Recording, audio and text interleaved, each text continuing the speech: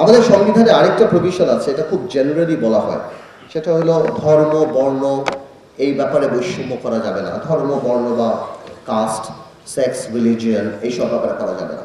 কিন্তু জানেন, খুব কষ্টের ব্যাপার, বাংলাদেশে সবচেয়ে বেশি বৈষম্য হয় রাজনৈতিক পরিচয়ের কারণে। গত 17 বছর ম্যাক্সিমাম মানুষ চাকরি পায় নাই, তার বাপ চাচাকেও বিএনপি করে এই জন্য। আমার মনে হয় সংবিধানে রাজনৈতিক পরিচয়, পলিটিক্যাল আইডেন্টিটির ব্যাপারটা ইনক্লুড করা সবচেয়ে ইম্পর্টেন্ট, যে পলিটিক্যাল আইডেন্টিটির ব্যাপারে কোনো ধরনের কোনো ডিসক্রিমিনেশন করা যাবে না, on basis of political identity. তো আমি মনে করি সংবিধানে এই জিনিসটা থাকা উচিত।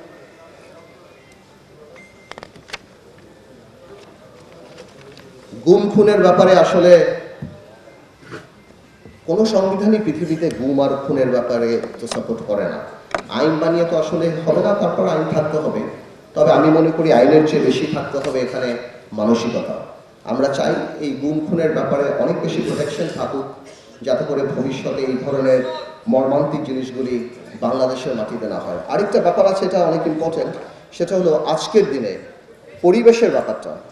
আমাদের 18 ক জীববৈচিত্র্য, প্রাকৃতিক সম্পদ, পরিবেশ রক্ষা, রাষ্ট্রের নিয়ন্ত্রণ, এইসব ব্যাপারে কথা বলবেন। আমাদের প্রস্তাবনা হলো এই জিনিসটাকে আরও অনেক ইম্পর্টেন্স দেওয়া, সবুজ ও দূষণমুক্ত পরিবেশ তৈরির জন্য কমিশন গঠন করা, টেকসই উন্নয়ন, নবায়ন, সবচেয়ে বড় কথা হলো মানুষকে এডুকেটেড করা। স্কুল, কলেজ, মসজিদ, মাদ্রাসা সব জায়গায় বোঝানো যে পরিবেশ আমাদের জন্য কত ইম্পর্টেন্ট, যে পরিবেশ না থাকলে কিন্তু বাংলাদেশের মাটি থেকে আরম্ভ করে বাংলাদেশের আকাশ পুরোটাই কিন্তু আমাদের। এই পরিবেশ যদি আমরা রক্ষা না করি, আলটিমেটলি কিন্তু সামনে আমাদের ভবিষ্যৎ তো থাকবেই না, দেশ ধ্বংস হয়ে যাবে। এখন কিছু রাজনৈতিক কথা বলে, এই কথাগুলি বলা খুব ইম্পর্ট্যান্ট।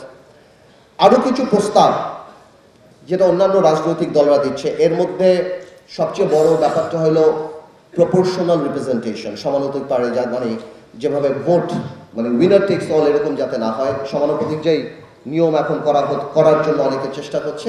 নৈতিকভাবে আমি এটার পক্ষে না, এই জন্য এটার পক্ষে না, বা আমার মনে হয় বাংলাদেশ এটার জন্য এখনো প্রিপেয়ার্ড না। আর এটা এত বড় একটা ব্যাপার, সেটা এই সরকার না, বরং আগামীতে যারা রাজনৈতিক সরকার আসবে সেই ধরনের সরকারের উচিত হবে এই ব্যাপারে কাজ করা, বসা, বোঝা। এবং সেই সরকার যদি মনে করে, তাহলে আমি মনে করি সেটা ঠিক আছে। তবে এই সরকার I think is too weak এত বড় একটা সিদ্ধান্ত নেওয়ার জন্য। দ্বিতীয়, প্রধানমন্ত্রী এবং রাষ্ট্রপতির ক্ষমতার ভারসাম্য, জুডিশিয়াল কমিশন, জাজদের অ্যাপয়েন্টমেন্ট, এই ব্যাপারগুলি নিয়ে আমরা সবসময় কথা বলি। আমি মনে করি এই ব্যাপারগুলিও, অম্বাডসম্যান ক্রিয়েশন, সব কিছু, আমি মনে করি এই ব্যাপারগুলিও আগামীতে যারা সরকারে আসবে বা আগামীতে যারা রাষ্ট্র পরিচালনার দায়িত্বে থাকবে তারা বসে করা উচিত। বিকজ এগুলি নালে অনেক প্রশ্ন থেকে যাবে, এগুলি সাধারণ কোনো কিছু না। আরেকটা ব্যাপার আসে দ্বিকক্ষ বিশিষ্ট পার্লামেন্ট। আমি মনে করি দ্বিকক্ষ বিশিষ্ট পার্লামেন্ট বাংলাদেশে অত্যন্ত ইম্পর্টেন্ট। এটার ব্যাপারে আমি নৈতিকভাবে মনে করি আজকে যারা হার্ট অফ দ্য পিপল, যারা, সেটা হলো উপজেলা চেয়ারম্যান, ইউনিয়ন পরিষদের চেয়ারম্যান, পৌরসভা। আজকে বাংলাদেশে 450 উপজেলা চেয়ারম্যান, 111টা পৌরসভা আছে। এনাদের বসার কোনো জায়গা নাই। এরকম একটা কক্ষ যদি হয় যেখানে তারা বসতে পারবে এবং বাজেট নিয়ে তারা কথা বলতে পারবে, অথবা এদেরকে নাহলে বাদ দিলাম, সমাজের অনেক গ্রহণযোগ্য মানুষ আছে যারা সমাজে এই রাজনীতির ধাক্কি বা এই নোংরামি পার হয়ে তারা রাজনীতিবিদ হতে পারে না, তাদের এক্সপার্টিস থেকে, তাদের কন্ট্রিবিউশন থেকে কিন্তু আমরা দূরে সরে যাচ্ছি, আমরা কিন্তু পাচ্ছি না। তো আমরা মনে করি এই ধরনের মানুষদেরকে অ্যাকোমোডেট করার জন্য দ্বিকক্ষ বিশিষ্ট পার্লামেন্ট কিন্তু অত্যন্ত প্রয়োজন বাংলাদেশে। আমি বারবার বলি, সব ধরনের মানুষকে নিয়ে আমাদের প্রথম থেকেই কথা ছিল একটা, আসুন সবাই মিলে দেশ করি। আমরা সবাইকে নিয়েই, এবং মেধাকে, যার কারণে এই আন্দোলন, মেধাকে আপনার ইম্পর্টেন্স দিতে হবে।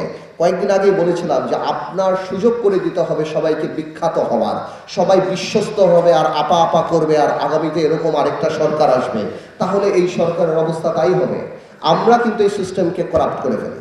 সো আমি মনে করি যে আগামীতে দ্বিকক্ষ বিশিষ্ট পার্লামেন্ট, যেটা বিএনপি বেশ অনেক আগেই, ভেরি ইন্টেলিজেন্টলি বিএনপি বেশ অনেক আগেই আপনার ইন্ট্রোডিউস করেছে, কিন্তু ভেঙে বলে নাই যে তারা দ্বিকক্ষ বিশিষ্ট পার্লামেন্টে কি এক্সপার্টিস চায় না আমাদের উপজেলা লেভেলে যারা আছেন বা যারা তাদেরকে চায়।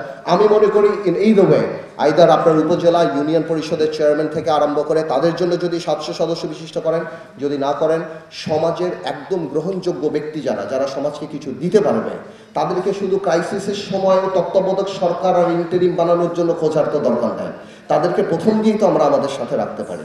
তো আমি মনে করি তাদেরকে যদি রাখি, আমি মনে করি সেটা বাস্তবে আমাদের কাজ দেবে।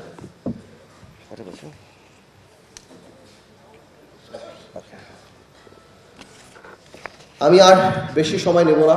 I have bored you all enough, আমার মনে হচ্ছে। আমি অল্প একটু কথা বলে আমি শেষ করি। দেখুন, অনেক ত্যাগের বিনিময়ে কিন্তু আমরা এই স্বাধীনতাটা পেয়েছি। দ্বিতীয় স্বাধীনতা, যেটা আমি বলবো সমৃদ্ধি স্বাধীনতা, মুক্তির না। মুক্তি স্বাধীনতা 1971-কে আন্ডারমাইন করার কোনো ধরনের কোনো সুযোগ নাই, সেটাই আমাদের মুক্তিযুদ্ধ। বাট আমি মনে করি এই স্বাধীনতাটা আমাদের সমৃদ্ধ মুক্ত চিন্তার স্বাধীনতা, যেখানে আমরা সবাইকে নিয়ে রাষ্ট্র বানানোর একটা স্বপ্ন দেখি। At the same time we have to create the atmosphere, we have to create an example.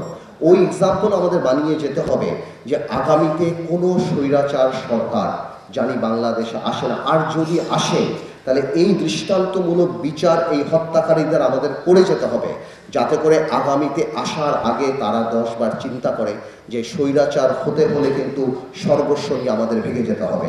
একটা কথা বলি, 75-এর 15ই আগস্ট কিন্তু হত্যাকাণ্ড হয়েছে, অপমানিত হয় নাই।